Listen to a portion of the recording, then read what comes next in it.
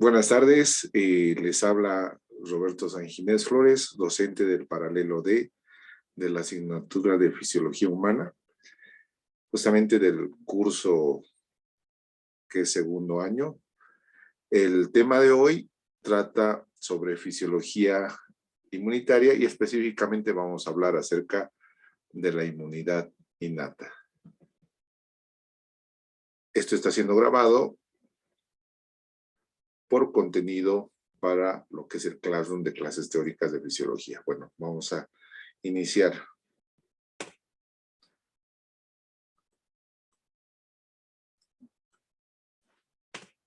Bien, lo que ustedes están apreciando en este momento, estamos viendo los denominados también como leucocitos. Estos leucocitos se denominan así porque tienen el color, ¿no? Leuco significa blanco y citocélula. Estamos hablando de células sanguíneas de color blanco, ¿no? Dentro lo que es nuestro tejido sanguíneo, dentro de lo que es la sangre, estos leucocitos están en el segundo lugar de acuerdo a cantidad de número de células, siendo los glóbulos rojos los que existen en gran cantidad. Cuando hablamos de glóbulos rojos por milímetro cúbico de sangre, estamos hablando de que existen aproximadamente 5 a 6 millones, ¿no? Esa es la cantidad de glóbulos rojos por milímetro cúbico de sangre. Y cuando hablamos específicamente de leucocitos, no existe un grado de comparación. Los leucocitos existen aproximadamente de 7,000 a 10,000 leucocitos por milímetro cúbico de sangre, ¿no? No podemos comparar los eritrocitos 5 millones con 10,000. Por eso el color de nuestra sangre es rojo, porque justamente la hemoglobina le da esa característica a los eritrocitos y por ende a la sangre, ¿no?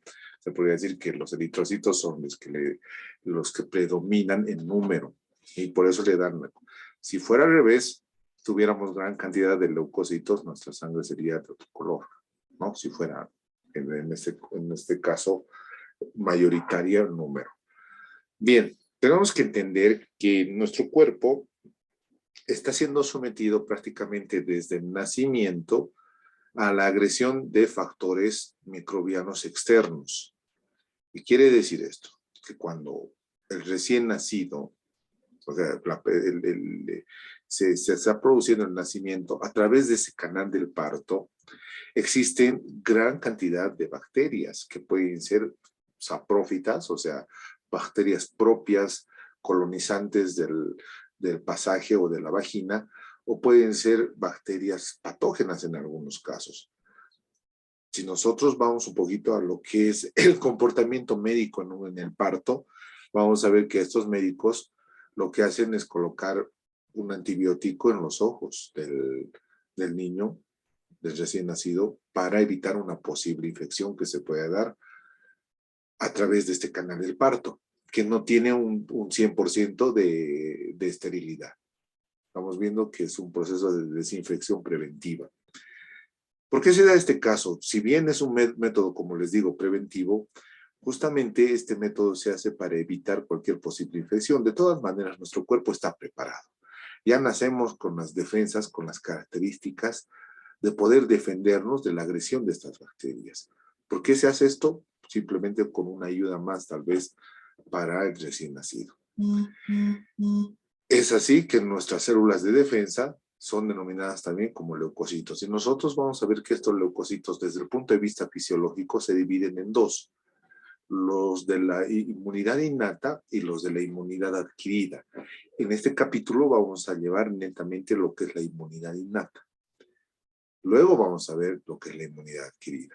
Inmunidad innata se basa en que estas células fundamentalmente se encargan de destruir al enemigo mediante el proceso de fagocitosis, que es el engullimiento o la muerte mediante lo que es el englobamiento o engullimiento de las bacterias, de cualquier parásito o de algo que esté agrediendo. Y generalmente se encargan células como ser los macrófagos, los neutrófilos, ¿no?, de fagocitar.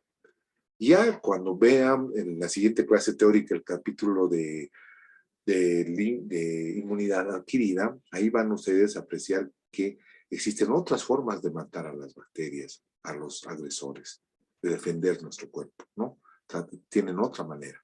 Ahora nos vamos a ver netamente a nuestra inmunidad innata. Bien, lo que ven acá es los tipos de leucocitos que nosotros tenemos. En condiciones normales y de acuerdo a esto, tenemos aproximadamente 6 tipos de leucocitos de manera general, ¿no? En números estaríamos hablando de 7,000 a 10,000 leucocitos o células blancas por milímetro cúbico de sangre. De estos, tenemos los polimorfoneutrófilos, por ejemplo. Los neutrófilos se denominan así porque justamente tienen esa característica, que sus núcleos tienen diferentes lobulaciones. Estos leucocitos se caracterizan justamente por esto, polimorfonucleares, o sea, que tienen variadas morfología o forma de los núcleos.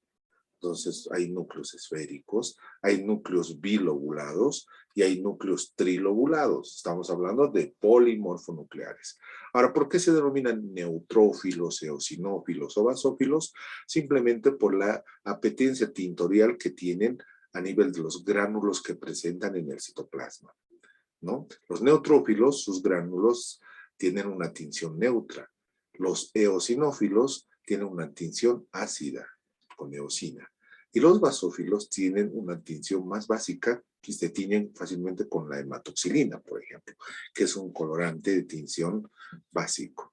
Entonces, de acuerdo a eso, se clasifican. Generalmente esa clasificación es más por la apariencia de estos gránulos y la tinción. Y se denominan polimorfonucleares por esta situación, justamente, ¿no? De acuerdo al número, como les decía, son 10,000 leucocitos aproximadamente. De esos, un 62% o 70% son neutrófilos. ¿Qué quiere decir esto? Que la mayoría son neutrófilos, ¿no? Y aproximadamente un 2 al 3% son eosinófilos. Estamos hablando de basófilos, que son las células, leucocitos que en menor cantidad se encuentran, comparando a los demás, ¿no? Si decíamos un 62% de neutrófilos, basófilos estamos hablando de aproximadamente un 0,5%, ni siquiera de un 1%.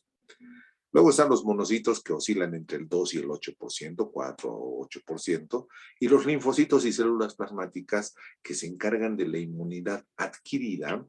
Estos ocupan aproximadamente el porcentaje de 25, ¿no? Una cuarta parte de todos los leucocitos sanguíneos. Entonces, ¿qué podemos rescatar de todo esto? Que los que en mayor número se encuentran son los neutrófilos, con un 62%. Esto quiere decir que si yo me pongo un número fijo, digamos 10,000 leucocitos por milímetro cúbico de sangre o cc de sangre, tengo aproximadamente 6,200 neutrófilos, solo neutrófilos. ¿No? Estos neutrófilos llegan a medir de 10 a 20 micrómetros, a 50 micrómetros inclusive algunos, y al margen estos neutrófilos fagocitan entre 10 a 20 bacterias y luego mueren. Esa es su función, fagocitar, engullir, comer bacterias, comer cualquier agente externo que esté amenazando a la seguridad interna de nuestro cuerpo. Luego están los eosinófilos, con alrededor de 2 al 3%, que estaríamos hablando de un 200 a 300. De los 10,000, 200 a 300 son eosinófilos. Y los polimorfonucleares basófilos, que es el 0,5% de los leucocitos, que si son 10,000, estaríamos hablando de 50 basófilos por cada 10,000 leucocitos, ¿no? Y hablando del 25% de linfocitos y células plasmáticas, estaríamos hablando de 2,500. Ese es el porcentaje. Y si nos vamos al libro de Guyton, la concentración de leucocitos, ellos lo expresan de esta manera, lo expresan en porcentajes, ¿no? Pero eso tenemos que darnos cuenta, ¿no? Si estamos hablando de 7,000 a 10,000, ya pongamos 10,000, ¿cuántos neutrófilos hay? 6,200. ¿Cuántos eosinófilos hay? 230 aproximadamente, si hablamos de 2,3. ¿Cuántos basófilos hay? 0,4, 40 basófilos por cada 10,000 leucocitos. ¿Cuántos monocitos? Aproximadamente estaríamos hablando de 530 monocitos, ¿no? Pero estamos hablando de 5,3%. ¿Cuántos linfocitos? 30%. Sería de los 10,000 leucocitos que nosotros nos ponemos como un 100%, el 30% sería 3,000, ¿no? Y esa es la cantidad de leucocitos. Entonces me dirían, ¿cuál será el más importante desde el punto de vista de la inmunidad innata? El neutrófilo. ¿Y cuál sería en segunda importancia? Estarían los eosinófilos, perdón, los monocitos, porque ocupan un 5,3%. Y me dice, doctor, pero ¿y los linfocitos que son 30%, por qué no son tan importantes? Sí son importantes, pero ellos se van a tomar en otro tema, que es la inmunidad adquirida. Como su nombre lo dice, adquirida. Van a adquirir su capacidad de defensa posterior al nacimiento. Mientras que nosotros ya nacemos con los neutrófilos y los basófilos y los eosinófilos y monocitos dispuestos a matar desde el nacimiento. Bien, ¿cómo se generan estos leucocitos? Estos leucocitos tienen una serie de etapas en el nacimiento, ¿no? Toda célula sanguínea, y eso lo hemos hablado con mi grupo de Paralelo D, y me imagino que lo han hablado en las clases teóricas, derivan de una célula, que es la célula madre pluripotencial hematopoyética. Esta célula madre se encuentra a nivel de la médula ósea. Obviamente, si hablamos médula ósea, estamos hablando de un recién nacido o de una persona adulta. Pero esta célula madre puede estar también a nivel del saco vitelino o a nivel del hígado fetal, que son los lugares donde se elaboran células sanguíneas en las diferentes etapas de la vida. Pero cuando hablamos exactamente de nosotros, en la etapa adulta, están en la médula. Esta célula, dependiendo de las características de necesidades del cuerpo, se va a transformar ya sea en glóbulos rojos, ya sea en plaquetas, o se van a transformar en leucocitos. Si nuestro cuerpo está siendo agredido por bacterias, en ese momento esta célula madre se va a transformar en leucocitos, ¿no? Y la génesis de estas células siempre empieza básicamente por dos tipos de células, que vienen a ser el mieloblasto, que da origen a la inmunidad innata, y el linfoblasto, que va a dar origen a lo que es la inmunidad adquirida. Esas son las células. Como en su momento, el eritrocito, el eritroblasto, era una célula que daba origen a los eritrocitos. Entonces, no se olviden, mieloblasto, linfoblasto. También se lo pueden denominar mielocito o linfocito, ¿no? Porque derivan del mieloblasto y del linfoblasto, que son las células primarias germinativas de esta rama, que va a ser o inmunidad innata o inmunidad adquirida. Antes de eso, obviamente, está la célula madre pluripotencial hematopoyética, y también después de eso están las unidades formadoras de colonias. Después, a través de este mieloblasto, vamos a tener diferentes etapas de transformación. Vamos a tener un promielocito, y a partir del promielocito vamos a tener los metamielocitos, callados, los metamielocitos en banda, los neutrófilos jóvenes, o la cadena de eosinófilos, o la cadena de basófilos, todos derivados de lo que es el mieloblasto. Este mieloblasto va a dar también origen al monocito, y del monocito se va a desprender lo que es el macrófago.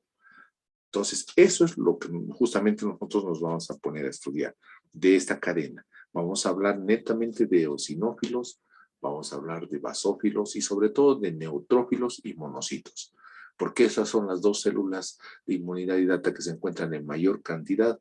No las más importantes, todas son importantes, pero estas por su número tienen una gran repercusión a nivel de nuestra defensa, ¿no? Bien. Cuando hablemos de granulocitos, nos estamos refiriendo justamente a estos neutrófilos, basófilos y eosinófilos. Los monocitos son células que no tienen granulaciones. También se les denomina, por si acaso, agranulocitos, a los monocitos, ¿no? Bien. Hablando de granulocitos, por ejemplo, estos granulocitos, hablando de neutrófilos, eosinófilos y basófilos, y sobre todo neutrófilos por su gran cantidad, viven de 8 a 10 días circulando en la sangre, ¿no? Y están patrullando. El neutrófilo que se encuentra ahorita en la punta de mi dedo, dentro de unos 10 segundos va a estar en mi codo o en mi rodilla, por la circulación que es constante. ¿no? Eso es la circulación rápida. Eso depende del gasto cardíaco. Si hay mayor gasto cardíaco, la circulación va a ser mucho más rápida, ¿no? Porque el corazón bombea con más fuerza. 4 a 8 días en sangre. Y 4 a 5 días en tejidos, que quiere decir que vive menos en los tejidos. ¿Cómo en los tejidos? O sea, esperando la agresión, tal vez. Se posicionan en diferentes tejidos esperando la agresión.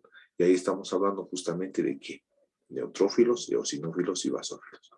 Los monocitos en sangre tienden a vivir un poco más, de 10 a 20 horas.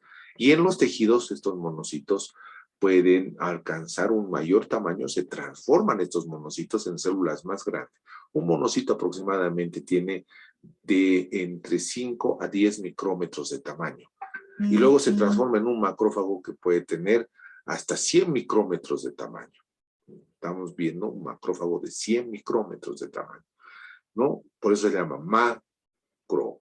Macro es grande. Fagos, alguien que come, que fagocita de manera grande. Este macrófago puede comer hasta 200 bacterias, hasta 100 bacterias y recién muere. Un neutrófilo come hasta 20 bacterias y muere. Explota, ¿no? Porque se llena de comida, de bacterias, ¿no? Entonces, vemos, eso es bien importante, saber cuánto viven en sangre y cuánto viven en tejidos. ¿Se dan cuenta? En algunos casos, el macrófago puede vivir meses en los tejidos. Y vamos a ver que los macrófagos tienden a tener diferentes denominaciones en diferentes tejidos, ¿no? Eso lo vamos a ver con calma. Bien, poquito para hablar de linfocitos, para que no nos olvidemos. Los linfocitos son los que más viven, son nuestras células. Si bien no son parte netamente del tema, pero estamos viendo tiempos de los leucocitos, los linfocitos viven años y pueden vivir meses. Ahora, no siempre, bueno, ¿qué tal si un leucocito se está formando en este momento y mañana yo tengo una infección y va a la guerra y muere? Un leucocito puede vivir 10 horas, menos, mucho. O si yo tengo ahora una infección en este momento, se generan leucocitos y van muriendo, ¿no? Ni siquiera viven ni una hora. Es dependiendo de cuándo son sometidos, pero de manera normal se podría decir precautelando, vigilando, monitoreando o patrullando, están estos tiempos. Bien, y las plaquetas que se presume que se sustituyen cada 10 días. En sí, de 10 a 12 días viven las plaquetas. Eso lo vamos a llevar bien cuando llevamos el tema de hemostasia y coagulación. Bien, los leucocitos son atraídos a zonas inflamadas mediante quimiotaxis. Y creo que vayamos al cuadro anterior, ¿no? Y se dan este gráfico. Miren, aquí está un vaso sanguíneo típico. En este vaso sanguíneo, los leucocitos, siempre los leucocitos, al igual que las plaquetas, están circulando periféricamente. Las plaquetitas están circulando periféricamente, controlando las paredes, fundamentalmente, viendo que no haya ninguna solución de continuidad. ¿A qué me refiero? Que no haya ninguna ruptura del vaso sanguíneo, no haya hemorragia. En el caso de que sí se produzca una hemorragia, las plaquetitas inmediatamente van a sellar este espacio. Y los leucocitos también van a ir circulando periféricamente en un vaso sanguíneo, o sea, rozando las paredes, se podría decir, para que en el caso de que haya una agresión, una fuente quimiotáctica, que vamos a ver qué es quimiotaxis, esto sirve de atracción, esta quimiotaxis sirve de atracción justamente para estas células, los leucocitos, que van a atravesar a través de los capilares, fundamentalmente capilares, estamos hablando de capilares, mediante un proceso que se llama diapédesis, que es simplemente tratar de, por las fenestraciones y por los poros, tratar de pasar, ¿no? Desde la sangre hacia los tejidos. ¿Pero gracias a qué? Gracias a estos factores quimiotácticos. Los factores quimiotácticos son diferentes sustancias o factores que atraen a los leucocitos y los invitan a salir de la sangre, de los vasos sanguíneos a nivel de los capilares. Y estos leucocitos, como están circulando periféricamente, detectan estos factores quimiotácticos e inmediatamente salen por diapédesis, ya que estos poros se vuelven bastante permeables para estos leucocitos. Recuerden que supongamos que todo lo que estamos viendo acá es una inflamación. Y cuando hay una inflamación, generalmente los poros aumentan de tamaño. Los poros o las hendiduras de los capilares aumentan en tamaño para que salgan justamente por diapédesis estas células de defensa. Y no solamente van a salir células de defensa, también va a salir un poco de plasma, que es el líquido, la parte líquida de la sangre, ¿no? Va a haber un exudado, se denomina eso. Entonces, estas sustancias químicas, que son las sustancias quimiotácticas, estimulan a que haya quimiotaxis. ¿Qué es la quimiotaxis? Es la atracción que tienen los leucocitos por diferentes sustancias. Entonces, esa quimiotaxis es esa atracción, esa migración que se produce desde los vasos sanguíneos hasta el lugar donde se encuentren estos factores quimiotácticos. ¿Cuáles son estos factores quimiotácticos? Sustancias tóxicas, por ejemplo. Las bacterias, cuando están multiplicándose, producto de su metabolismo, dejan, por decirles, sus defecaciones, para que me entiendan, o dejan el rastro de haber estado ahí. Eso es un factor quimiotáctico que hace que las bacterias empiecen a querer acercarse a ese lugar donde han dejado las bacterias sus productos, sus sustancias propias de la bacteria. Productos degenerativos del tejido inflamado. Donde hay inflamación, hay destrucción de tejidos. Y esta destrucción de tejidos, que son nuestros tejidos necróticos, también funcionan como factores quimiotácticos. Atraen a los leucocitos. Existe unas sustancias que se denominan sistemas del complemento, que se activan en estos lugares donde hay inflamación, donde hay tejidos inflamados. Vamos a ver que estas sustancias atraen también a los leucocitos, funcionan como factores quimiotácticos. Y también existen productos de reacción causados por la coagulación, o sea, sustancias coagulantes atraen también a lo que son los leucocitos. Recordemos que como sale el plasma, también salen proteínas de la coagulación. Y esas proteínas de la coagulación hacen también que esos lugares se coagulen a nivel del líquido extracelular o de la sustancia intersticial o intercelular.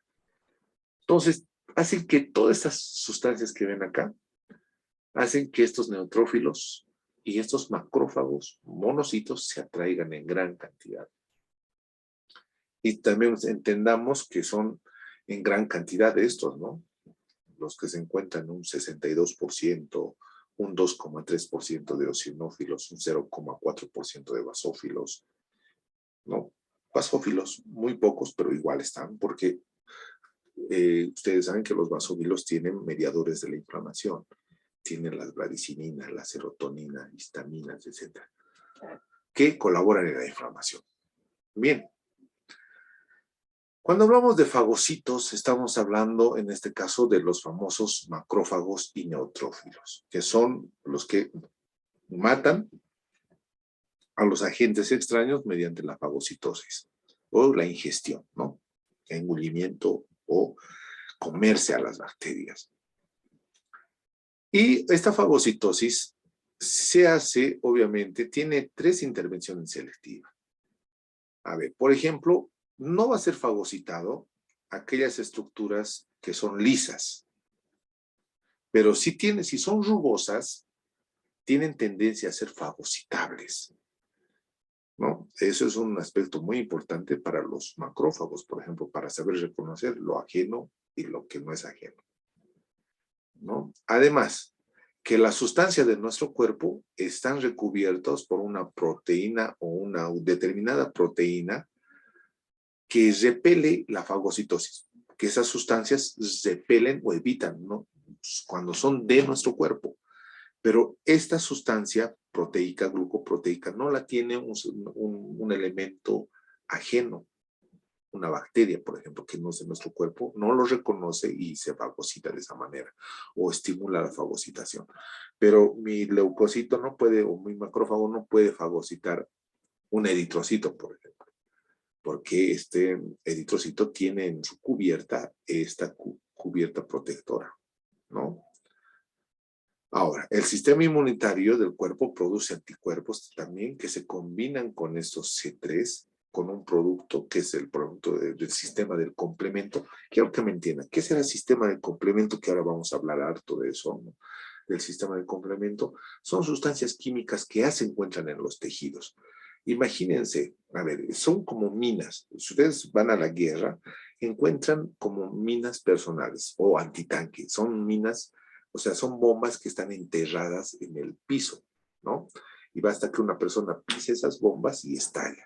Basta que un tanque pise esas bombas que están enterradas ligeramente y estalla. Estas proteínas del sistema del complemento igual están en los tejidos, esperando ser activadas. ¿Quién las activa? Generalmente las células de defensa o a veces las mismas bacterias. ¿Y qué hacen estas bombitas o este C3, por ejemplo? Son los que ayudan en la fagocitosis, estimulan más fagocitosis. Es, por ejemplo, si yo tuviera una mina antipersonal en los tejidos, que está ahí en los tejidos, y que esa mina cuando revienta te genera un mayor deseo de comer, de fagocitar bacterias. Lanza un gas, por decirles, que hace que los leucocitos se vuelvan más locos y quieran comer más bacterias, ¿no? Este complemento C3 estimula la fagocitosis, por ejemplo. Bien, hablaremos siempre, les dije, del neutrófilo y de los macrófagos, ¿no? A ver, ¿por qué matan los neutrófilos y los macrófagos? ¿Por qué fagocitan, comen, engullen, ¿no? A las bacterias? Y obviamente para engullirlas tienen que tener un buen estómago. Y ese buen estómago básicamente está formado por gran cantidad de lisosomas, que contienen gran cantidad de enzimas de diferente tipo.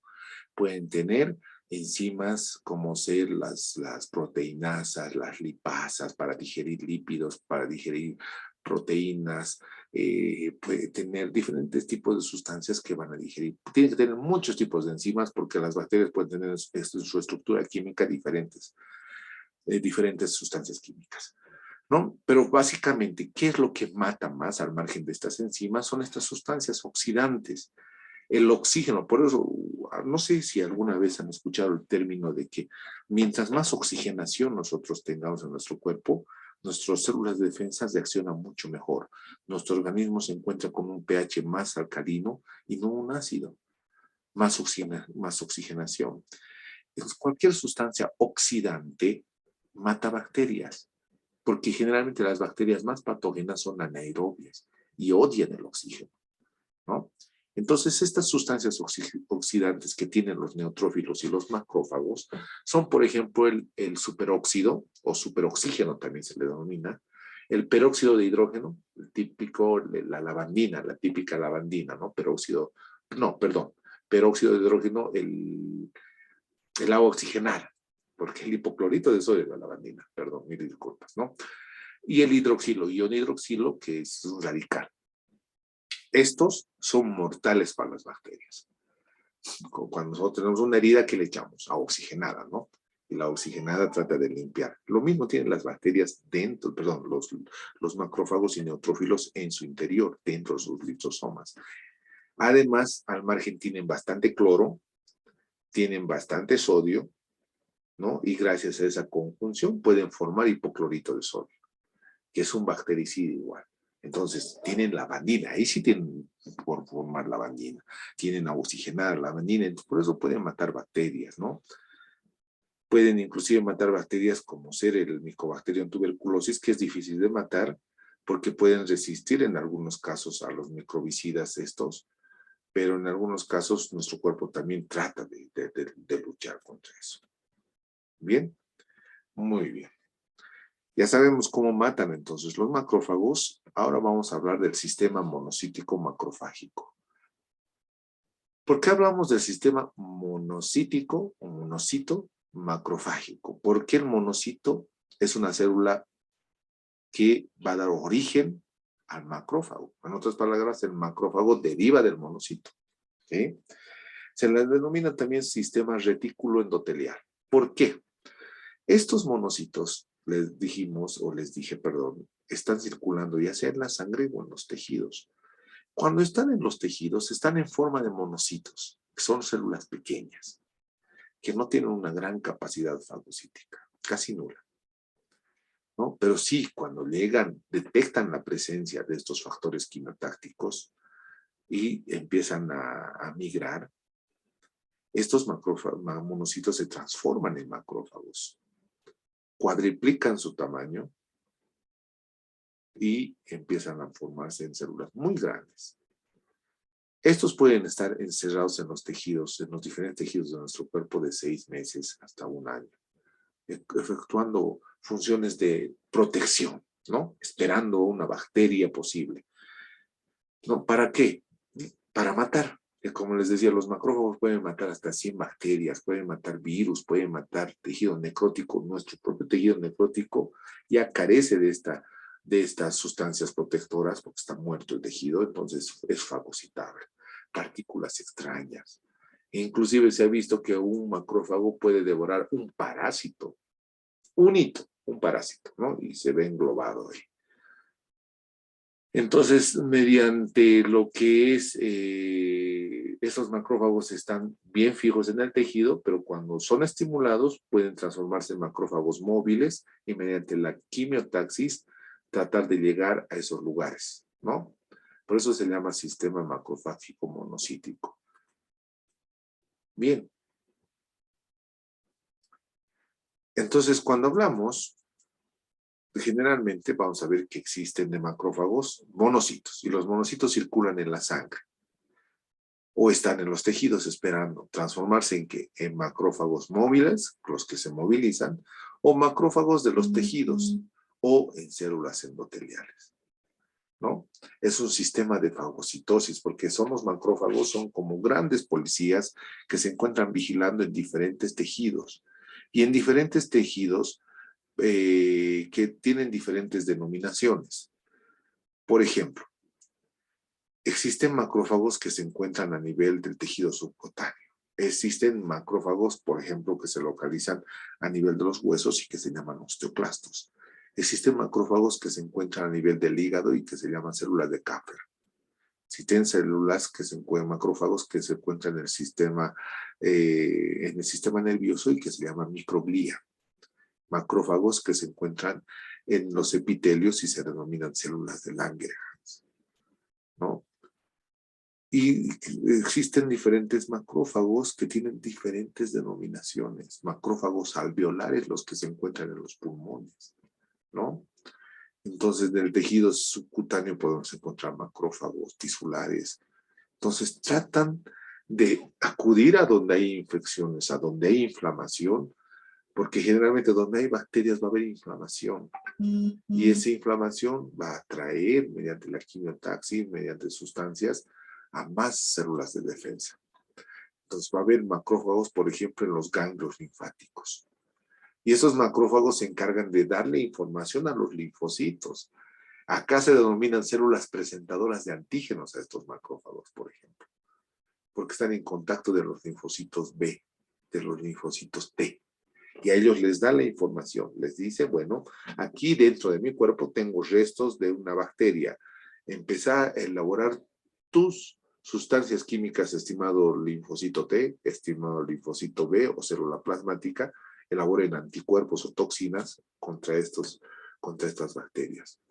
Presentas a los antígenos. ¿Qué son los antígenos? Son sustancias químicas que tienen todas las células, que en este caso son ajenas al cuerpo y que son reconocidas de esta manera y elaboran como vacunas. Vacunas en el término, entre comillas, ¿no? Elaboran sus propias sustancias para matar específicamente a esa bacteria. Bien, entonces en los pulmones vamos a encontrar los macrófagos alveolares, en el hígado vamos a encontrar las células de Kapfer, que están en los sinusoides hepáticos, alrededor de los hepatocitos, ahí están células de Kapfer, vigilando que una bacteria no esté en el hígado o tratando de matarla. Vamos a ver que hay macrófagos a nivel del vaso, tratando de fagocitar todos esos eritrocitos que llegan a morir ahí, ¿no? Obviamente se trata de reutilizar el hierro, pero fundamentalmente el macrófago se encarga de eliminar todos esos desechos del vaso, ¿no? Que son los eritrocitos. Entonces, donde hay inflamación, va a haber estos macrófagos. Bien. Hablaremos acerca de las líneas de defensa. Cuando hablamos de líneas de defensa, nos vamos a referir a básicamente 4 líneas de defensa. Como en la guerra, ¿no? La primera línea van a ser los premilitares, para que gasten las energías porque los que se encuentran en mayor cantidad de premilitares gasten las balas del enemigo. No, mentira. Pero generalmente se puede decir de esa manera, se puede tratar de bromear, ¿no? Con los premilitares y luego los de servicios que estén al último. Pero en realidad la primera línea de defensa lo constituyen los macrófagos tisulares, o sea, los macrófagos que están en los tejidos ahí, esperando. ¿Por qué? Digamos, hay un corte, hay una inflamación en la piel, no va a llegar justo a un vaso sanguíneo, puede ser que sí, pero siempre va a haber macrófagos cerca. Esa es la primera línea de defensa, ¿no? La segunda línea de defensa son los neutrófilos. Por su gran cantidad, los neutrófilos invaden desde la sangre, desde los vasos sanguíneos, llegan en gran cantidad a llegar por esa quimiotaxis, diapéresis, y llegan hasta la zona donde se está produciendo ese enfrentamiento. Bien. La tercera línea de defensa son los monocitos. Obviamente, antes de eso, tenemos un aumento de neutrófilos en la sangre que se llaman también como neutrofilia, ¿no? Cuando los neutrófilos aumentan en gran cantidad. Esta neutrofilia se produce cada vez que existe merma también o disminución de los neutrófilos, ¿no? Entonces, en términos generales, se podría decir que la segunda invasión de macrófagos, o sea, de monocitos en este caso, es considerada la tercera línea de defensa. No se olvide. Primera línea de defensa, macrófagos tisulares. Segunda línea de defensa, neutrófilos, migración de neutrófilos por su gran cantidad. Tercera línea de defensa, monocitos que se van a transformar en macrófagos. Esa es la tercera línea. Y la cuarta línea de defensa vendrían a ser los reservistas que se están preparando en los órganos donde se están produciendo los eritrocitos. Hablando en este caso de mayor producción de granulocitos y monocitos en la médula ósea, ¿no? Bien. Luego vemos acá lo que es el control por retroalimentación de las respuestas del macrófago y del neutrófilo. A ver, entiendan ahí, control por retroalimentación. ¿Qué quiere decir retroalimentación? Cuando hacemos una retroalimentación, cada vez que quieran aprender este video un poquito más, o sea, este tema, tal vez van a querer volver a la parte de atrás y de nuevo colocarle play y ver, a ver, entender algo de manera repetitiva, ¿no? Los macrófagos y los neutrófilos, los macrófagos y neutrófilos, trabajan de esa misma manera. Ellos mismos se autoprograman para seguir matando y para seguir trabajando. Se autoestimulan, se podría decir. Por eso se llama control por retroalimentación de las respuestas del macrófago y del neutrófilo. Eso lo vamos a ver cómo se produce. Primero, para que se forme la pus, ¿no?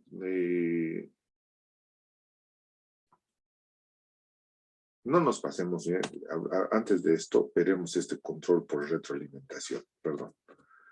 Este control por retroalimentación de las respuestas, por ejemplo, es que los macrófagos y los neutrófilos elaboran diferentes sustancias.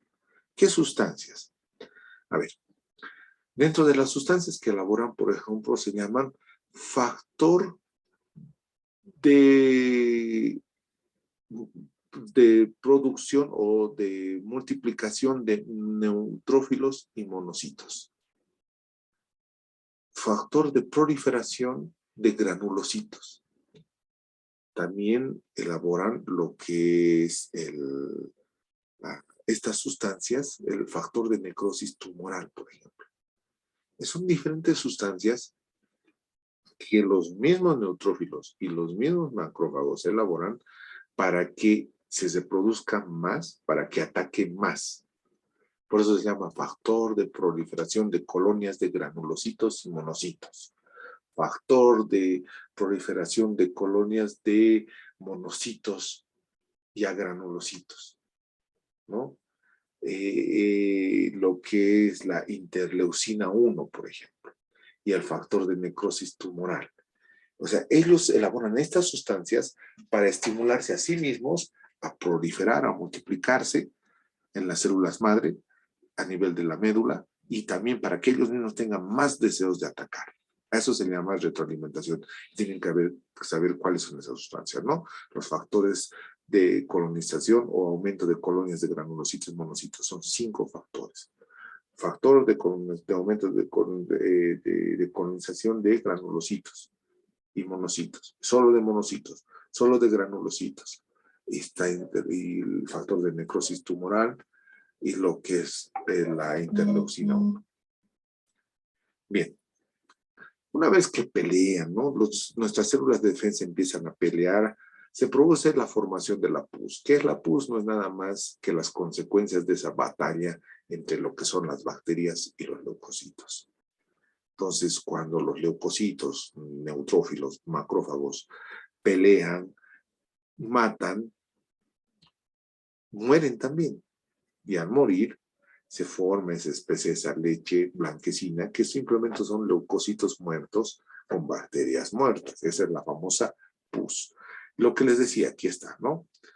Estos son los 5 factores que les dije que estimulan al mismo macrófago y a la célula, a la médula ósea para que se produzca más, ¿no? El factor de necrosis tumoral, la interleucina 1, ¿no? El factor de colonias de granulocitos, factor estimulador de colonias de granulocitos, factor estimulador de colonias de monocitos y factor estimulador de colonias de granulocitos y monocitos. Son estos 5. Si yo les preguntara, ¿cuáles son los 5 factores que producen retroalimentación a nivel de los monocitos y neutrófilos? Son estos 5. ¿Quiénes elaboran estos 5? Los mismos macrófagos.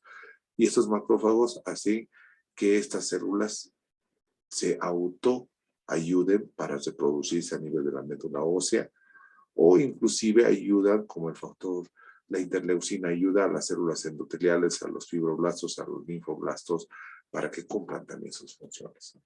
Bien, hablando un poquito de eosinófilos, los eosinófilos que están en un 2,3%, hablando de 230 aproximadamente por cada 10.000 leucocitos, están más relacionados los eosinófilos en gran cantidad los van a apreciar cuando hay procesos alérgicos o parasitarios.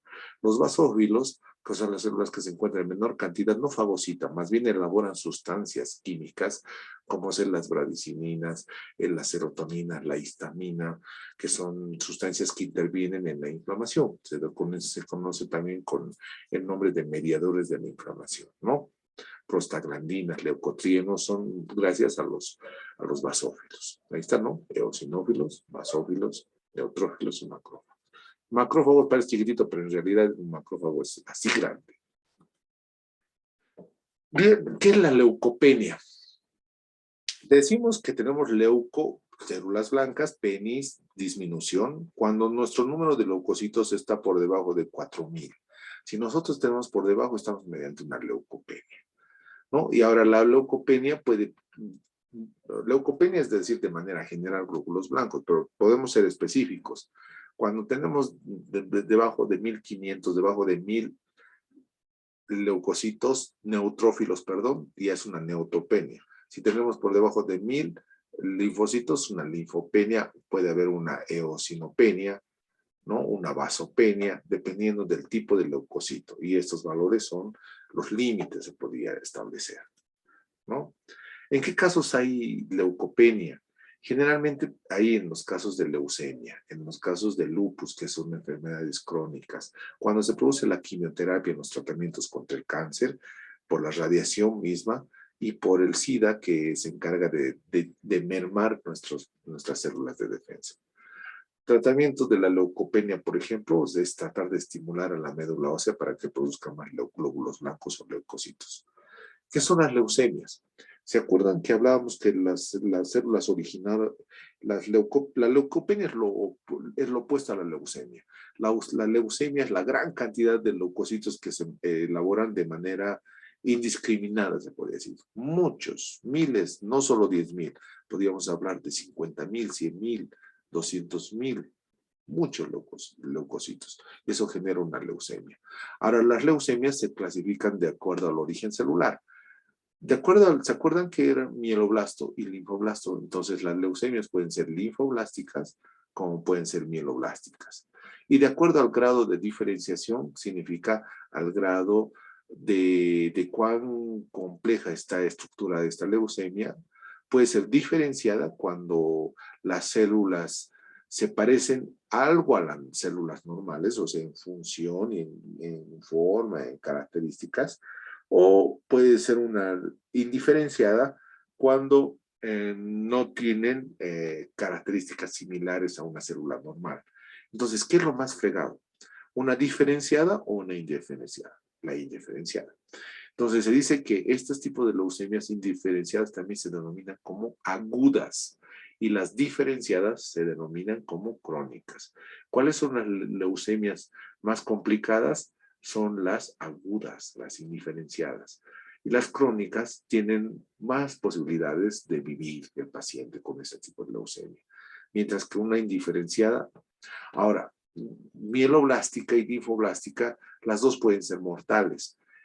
Porque tanto las linfoblásticas puedes tener una leucemia linfocítica de linfocitos T, por ejemplo. O sea que tus linfocitos T están elevados. O puedes tener una leucemia mieloblástica de neutrófilos. Peligroso, porque los neutrófilos son unas células bien importantes, o de macrófago. Pero si tienes una célula de eosinófilos, una leucemia de mieloblástica eosinofílica, sinófilos tienen una función, pero no tan importante para la defensa, sino más está relacionado con los agentes alérgicos y con lo que son los parásitos, pero no te compromete la vida, pero los neutrófilos sí. Los basófilos no tanto, pero los linfocitos sí. Entonces, de acuerdo a eso, una leucemia se puede denominar leucemia linfoblástica, neutrofílica, diferenciada. O sea que tiene una función relativamente igual. O puede ser una célula indiferenciada que realmente no tiene nada de función, no defiende nada, pronóstico malo, leucemia aguda, mortal. Bien, con eso acabamos el tema. Muchísimas gracias por su atención. Este tema lo pueden encontrar en el libro de Guyton, en su extensión, en el capítulo número 34 de la unidad número 6. Que tengan una buena tarde y nos vemos en una siguiente oportunidad. Chau, chau, chau, chau, chau.